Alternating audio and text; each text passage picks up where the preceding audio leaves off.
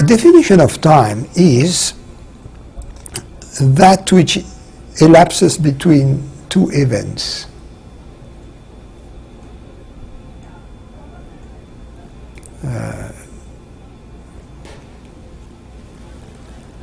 Since Einstein, the external version of time is the interval between two events. So two events, it's an event is a location and a time stamp. Since time and location are not really independent, time and space are not independent, we have to take into account only events. So for the external physical world, what separates two events is an interval in space-time. Now, in the inner world, we don't have space, really. We cannot say this thought is above that thought, or this thought is on the right side of that thought. We don't have these three dimensions of space. However, we have the dimension of time in that sense that we say this thought was prior to that thought. So in the realm of, in the subjective realm of phenomena, time is that which is the interval between two thoughts.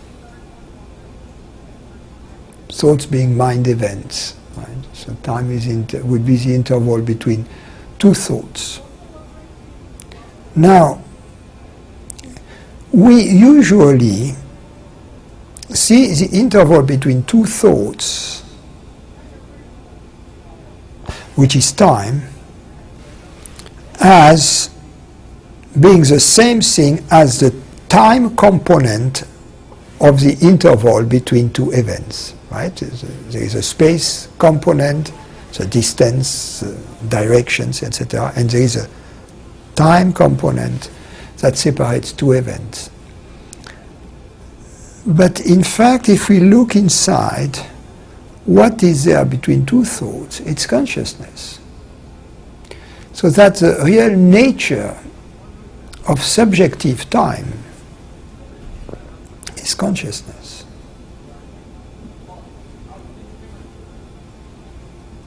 It is that which the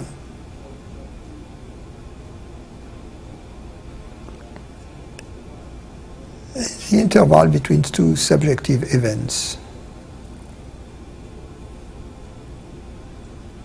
So that what is interesting, however, is that if we make a distinction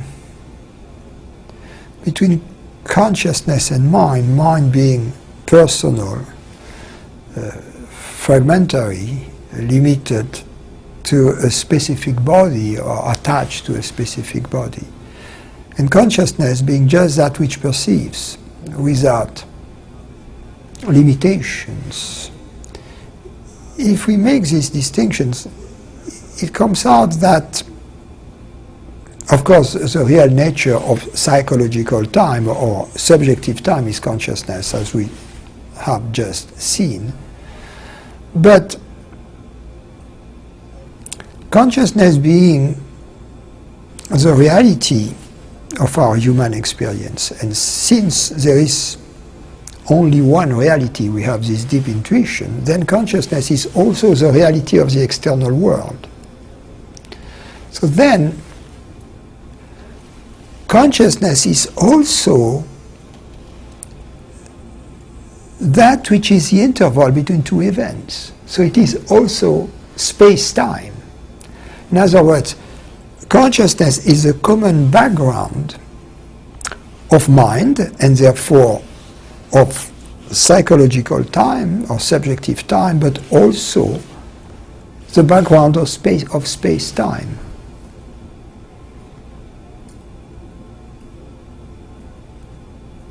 And of course, this background itself is intemporal, meaning in the absence of events, there is no time.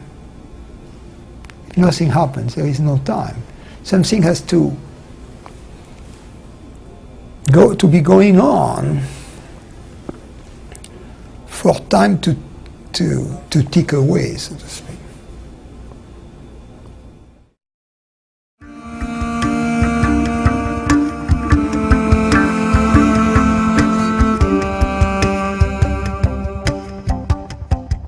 If there is striving, longing, there is another dimension that Krishnamurti was referring to as psychological time. If you are having a good time, time seems to fly. If you are expecting, time seems to slow down tremendously. Of course, that's an illusion, but that's another aspect. That's a psychological aspect of time. But from the vantage point of non-duality, you were referring to a separate self experiencing, or a lower self experiencing time.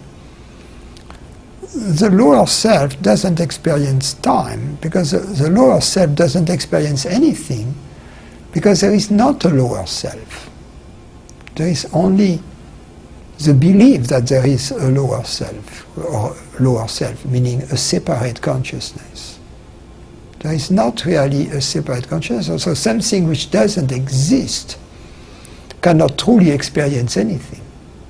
So it is not that we, as a separate consciousness or limited consciousness, have the experience of time, but it is rather that we are not really a separate or limited consciousness, and therefore it is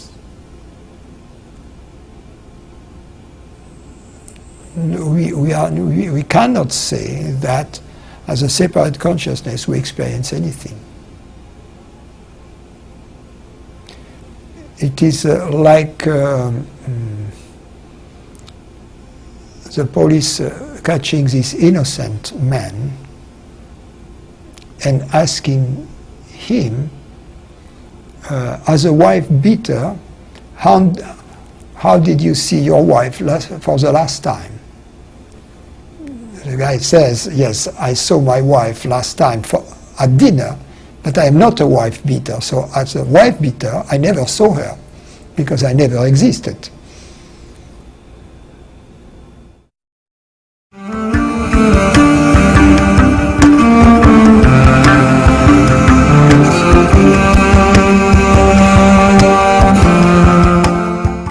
The emotions could be categorized in two distinct categories. There are emotions of elation, that corresponds to a relief, to a relaxation, to an openness,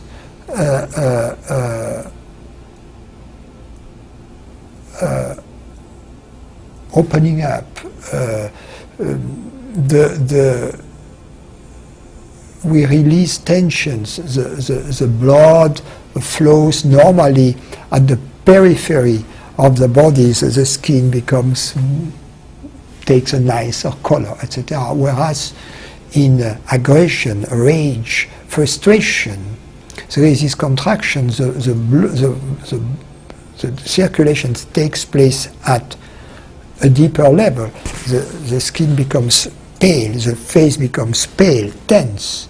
For instance, the fact that my guess is, I'm not a medical doctor, but it is a natural protection in case in a fight you get wounded, that the circulation takes place at a deeper level, so there is less bleeding at the superficie. So these are natural mechanisms that are in place in the body through the genetic packaging.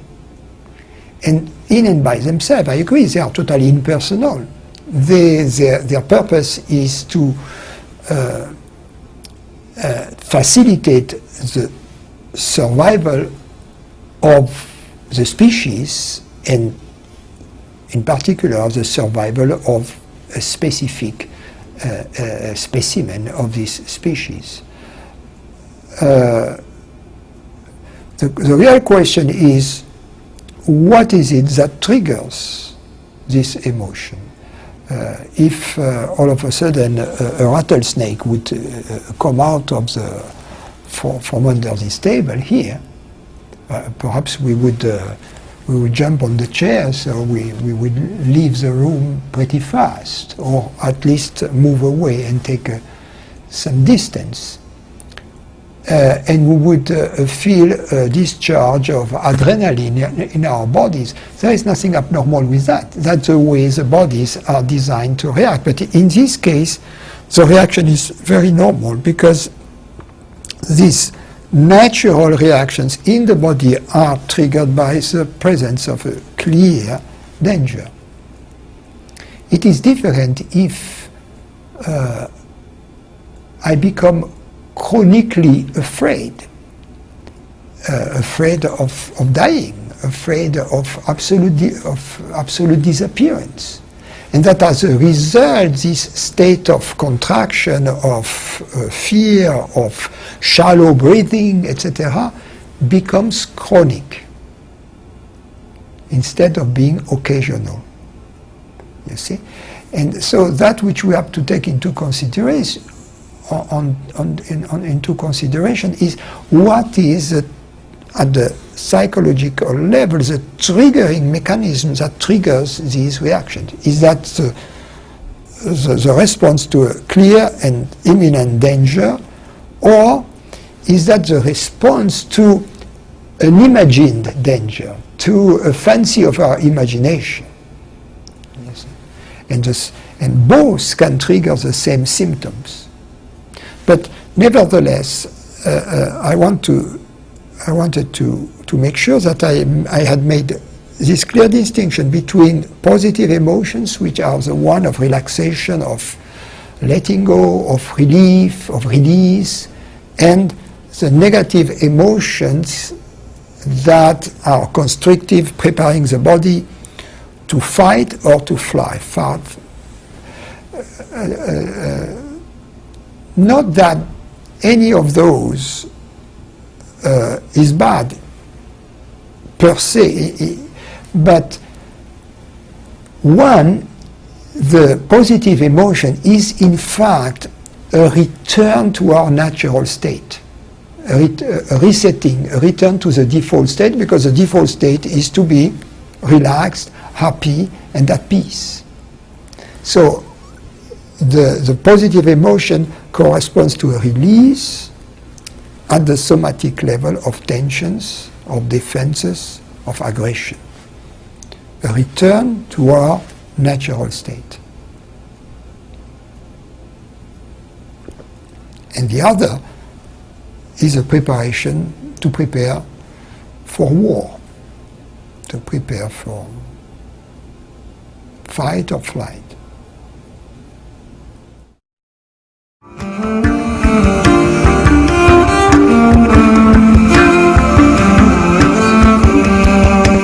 Psychological suffering is in fact any form of suffering, of pain, is some kind of an alarm, a signal that signals that we are somehow on the wrong track. If we, as children, if we were not careful, we would fall, it would hurt. It was a signal that next time we should be more careful about our balance.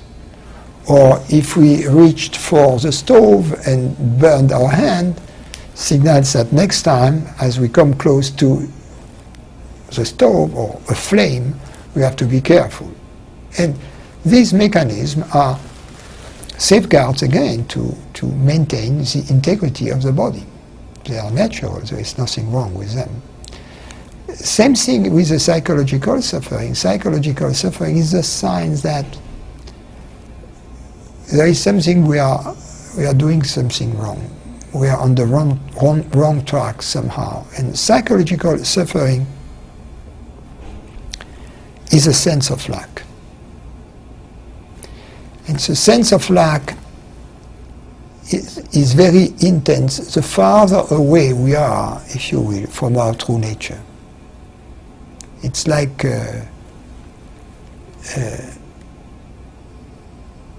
the force of a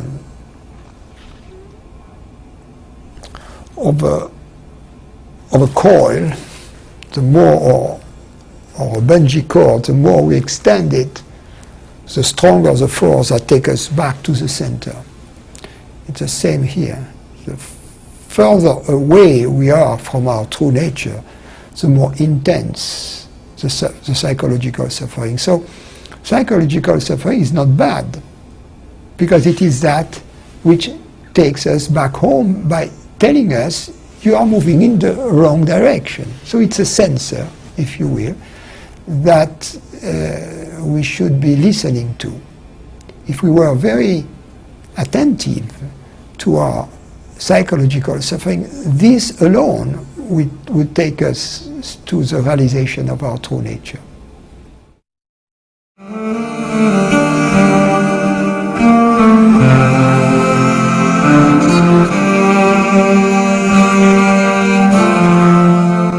But in my teaching, if you will, the way we deal with emotion is by approaching the body, because emotions are the body in motion somehow. And we don't give really much interest to the story that leads to because the entire thing about the emotion is usually, in the psychological aspect of it, is the story behind the emotion. But what is important is not the story behind the emotion, but the story which is behind the story behind the emotion. And the story behind the story is me, as a separate person. So once you eliminate the story behind the story collapses, and then the emotion it triggers collapses. You see? So you don't really have to deal with the story. That's the point. You have to deal with the story behind the story, which is this belief in a separate me, and that's why NonDualitatea, certainly, and everybody in this Advaita tradition doesn't care much about emotions. Now, emotions are usually triggered by thoughts. The basic emotions would be typically frustration. Frustration is a desire that cannot be fulfilled. There was an expectation that cannot be fulfilled. And then there is a thought. For instance, how did he or she dare say that to me, or dare do that to me? And as a result, I want to kill this person. That's a very simplistic, childish, but that's a basic pattern that apply in most cases. And all of that is based upon me versus them, or me versus the universe, me. So all of that is based upon this belief in me as a separate consciousness, me as a separate person. And this type of emotions, although it gets expressed through a buildup of energy in the body, has its origin in a thought. So if you can catch the thought before it triggers this buildup of energy in the body, then it's very economical. It's much easier to deal with the thought than to deal with the full range of agitation in the body. And then even more difficult, once this agitation, once I have killed the guy, then I have to face even more serious consequences. So the sooner we stop it, the better. And the best place to stop it is right off the bat, with the first me thought, me as a separate person. The problem with that is that me as a separate person, in the beginning, is so sweet. We are in love with me as a separate person. It is our pet project of ourselves, you see. And so we don't want to let go of that. And especially in our society where it is condoned. It is supported, condoned, pampered. And we feel that if we would not condone or pamper this me as a separate person, we would be unloving towards ourselves. We would be denying ourselves something. And in fact, it is this little me. There was this movie, you know, I often mention that, The Gremlins. Have you seen this movie? It's an horror movie, The Gremlins. They are nice creatures, very, very sweet pets. But if you feed them at night or past midnight, they grow into monsters, terrible monsters. So the I thought, the I belief is like a gremlin, cute at first sight. But if you feed it, if you pamper it, then it grows into a monster. So you better not pamper it or feed it. You better let go of it. And because then this apparently innocent I thought, once it triggers the mechanism of revenge, frustration, anger, etc., has very severe consequences and brings about a lot of suffering. So investigate the story right off the bat with the me thought. And the best moment is when we have moments of availability, not when we are engaging in a conflict with our spouse or children, but when we have moments of availability, being interested in finding out whether we are as separate as consciousness as we believe to be. And what is the evidence that we are limited and separate as consciousness? And as we investigate that, gradually it becomes clear that there is no such evidence whatsoever. And that opens a new possibility, you see. And then we can live from this new possibility. And then, living from the vantage point of universal consciousness, these psychological mechanisms are not triggered, and as a result, the physiological response in the form of negative emotions doesn't get triggered. Positive emotions remain. Now, to be complete, there is another kind of, these are not emotions, I call those feelings, which are related to the body, but which are not triggered by thought, unlike the negative emotions. They are vasanas, residues in the body, that seems to be consistent, with us being a separate body-mind. When we think me, and when we have a concept of me, you know, like I was born, I was a cute boy or a cute girl, I was whatever, my parents, scenes from childhood. These are the memories of me at the conceptual level. But they are also at the feeling level, meaning at the bodily sensation level. There are also me impersonators there. For instance, in the forehead, or in the chest, in the solar plexus, or in the shoulders, in the back. In many places, we have this me, I call that me feelings, but they are in fact bodily sensations, you see. These are part of the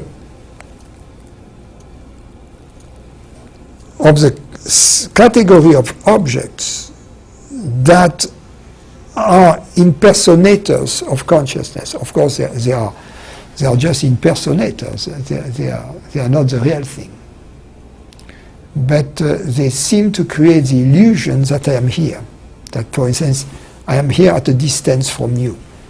That I am my body. That it creates a distance between me and whatever I perceive outside. It creates a separation.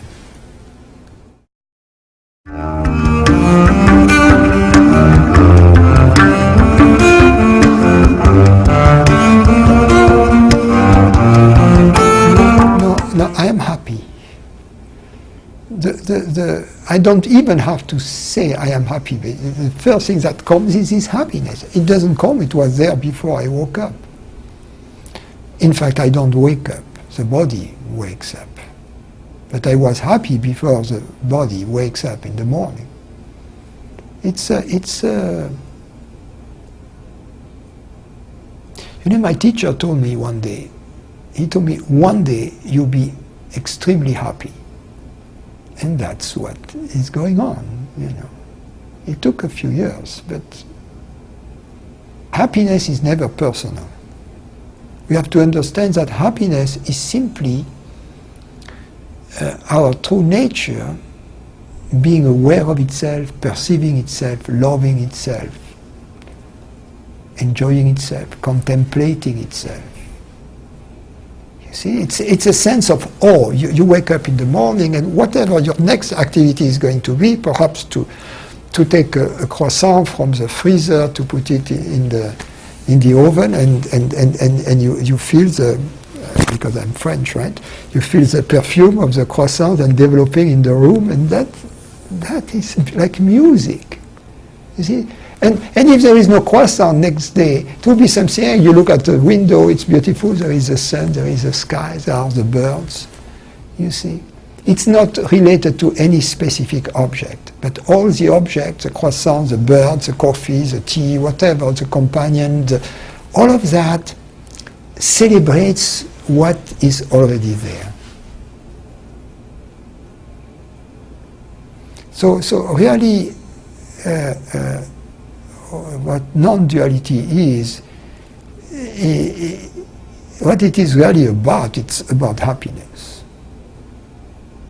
And happiness is our default state, our natural state, that which prevails when we reset the computer.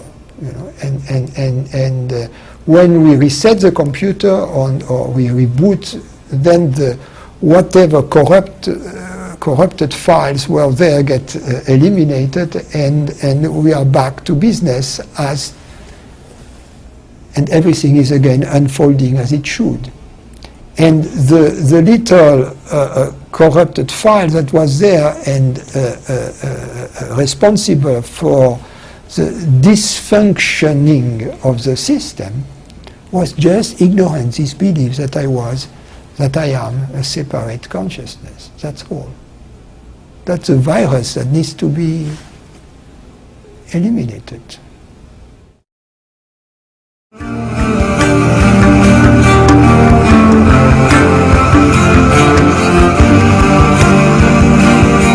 We have emotion, just as, you know, there are ragas or musical themes or musical modes for various events. In India, they have a raga for the morning, for the evening, a raga for the rain, a raga for the love, etc. And we have the same in our Western music. We have slow movements, we have fast movements that are happy, some that are sad, some that are... So they reflect different moods, different feelings, different emotions.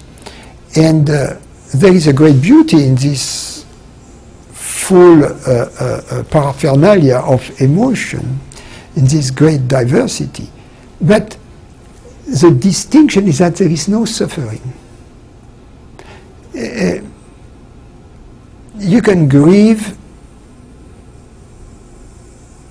some friends passing away. There is a form of sweet, loving sadness, but there is no sense of incompleteness whatsoever. You know, there is still this sense, all is well and unfolding as it should, you know, and all is well. But you don't go dancing, you know, as if you had won the big prize at the lottery. So it's different. And often we don't have words to define these feelings. Jean Klein, my teacher once said, well, we don't have necessary words in the language. Let's say we are at the harbor and we see a ship sailing out to the high sea, and we know this ship is not going to come back. It is its last journey. That creates a mood, but we don't have words, you know. We need this full explanation that I just gave to suggest the mood. We don't have an adjective that in one would qualify this event. For instance, saying, okay, that's a sad event, or that's a joyful event, or that, no, that's a sweet event, no, we don't have a word, you see. So there is this whole palette of feelings, but misery or suffering is not there, because suffering is simply the sense of separation from our true nature. When there is this fullness, this presence, there is no longer suffering. And all the various, and it's amazing, for instance, I love music, going back to that, and musicians often, they express their beautiful adagios, slow movements by Mozart or others. And musicians often, they see them as sad. Their expression, it is a sad. And I see them as sweet. You see, it's different. I don't see the sadness. I enjoy them. I enjoy it. There is a sweet. You can be sad, but it's a sadness without the slightest sense of lack. That something is missing. It's a sadness which is complete, which is fulfilled. It's hard to express that. We need poetry, really.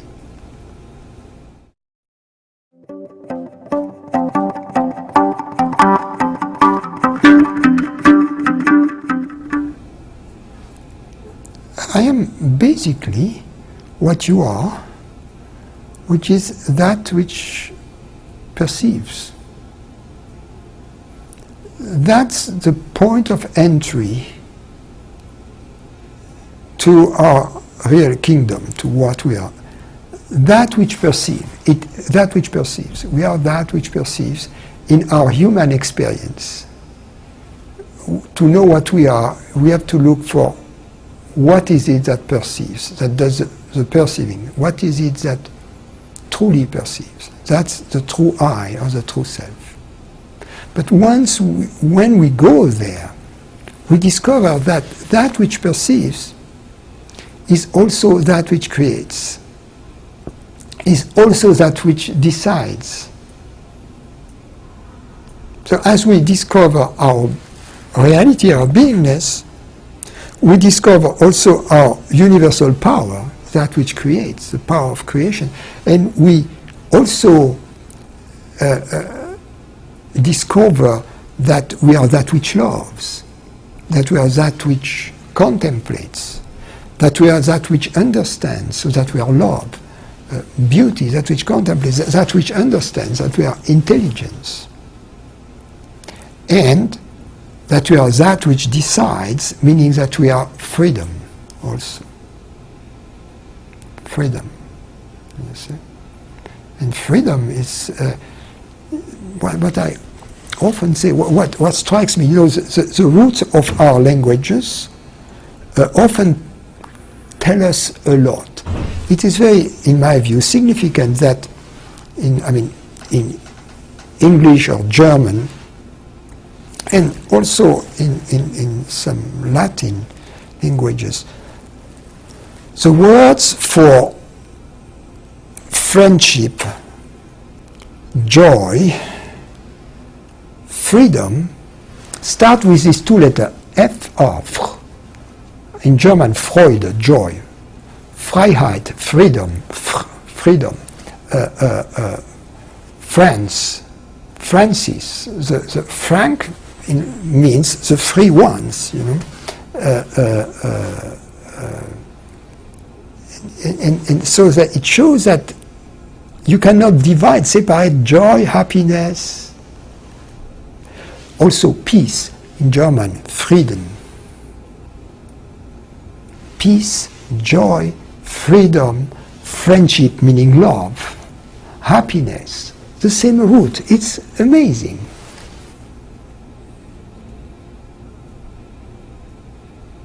So that's what we are. We are this freedom, we are this love, we are this peace, this presence, this joy, that which perceives, that which creates. But we start with the discovery of that which perceives. That's a good port of entry.